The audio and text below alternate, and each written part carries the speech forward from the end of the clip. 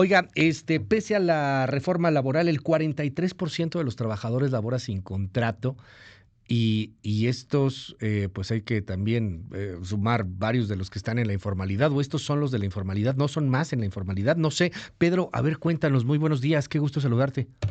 Es que cuando nos metemos a revisar no solamente el dato agregado de la tasa de desempleo, sino las condiciones de trabajo que prevalecen en México hoy, ahí el panorama es diferente. Resulta que de los más de 40 millones de mexicanos que hoy en día, y de acuerdo con los datos de esa encuesta, trabajan como obreros o como empleados, independientemente de que lo hagan en el sector formal o en el sector informal, de esos 40 millones, Luis, el 56%, poco más de la mitad, tiene un contrato de trabajo escrito, pero el 43%, que equivale a 17.200.000 trabajadores mexicanos, hoy está laborando sin un contrato de trabajo, que lo que significa, en otras palabras, que no tiene prestaciones y tampoco tiene la cobertura que la ley tendría que darle para hacer frente a cualquier eventual discrepancia con el empleador por despido injustificado, por reducción en el número de vacaciones o por un ajuste a la baja en el salario, en fin, por tantas y tantas causales que existen. Donde quiero terminar, Luis, es en señalar esto. A veces, a veces los grandes números, en este caso el de la tasa de desempleo abierta en nuestro país, que es la más baja en 18 años, como lo he señalado una y otra vez, pudieran reflejar una cara de lo que está ocurriendo en el mercado laboral, pero cuando nos metemos a los números que dan cuenta de la calidad del empleo, encontramos la otra realidad que impera hoy en día en el mercado laboral de nuestro país. Sí, hay pocos desempleados, pero sí, también hay muchos empleados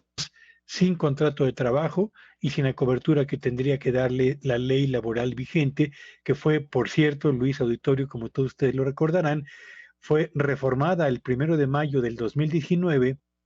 como parte de las actividades de este gobierno, justo para modificar y acabar con las malas prácticas que afectaban el libre desarrollo de los derechos laborales de las y los trabajadores mexicanos. Así, la calidad del empleo en México hoy, Luis.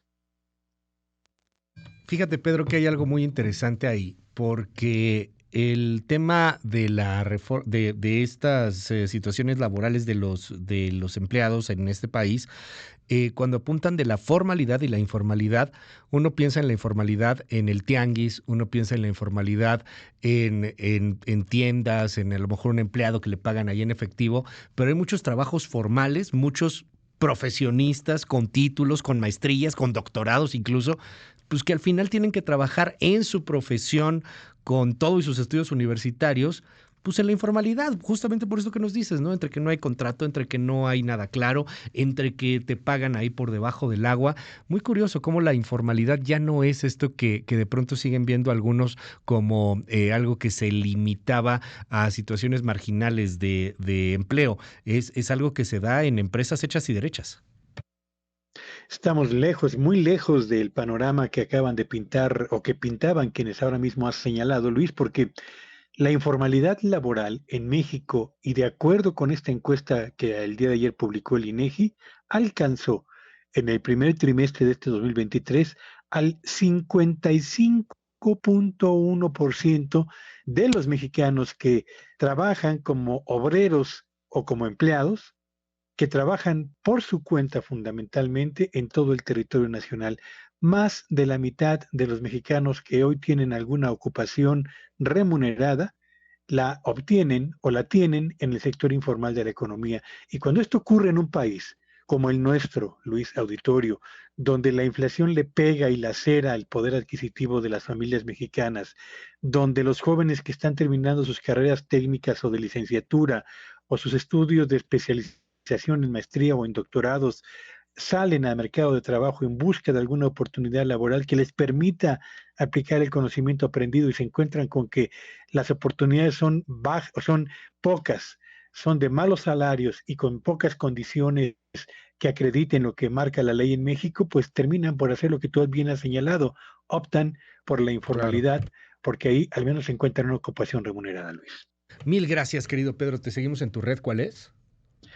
Sígueme en Twitter en @Petello Villagrán y que este sea un buen día para todos.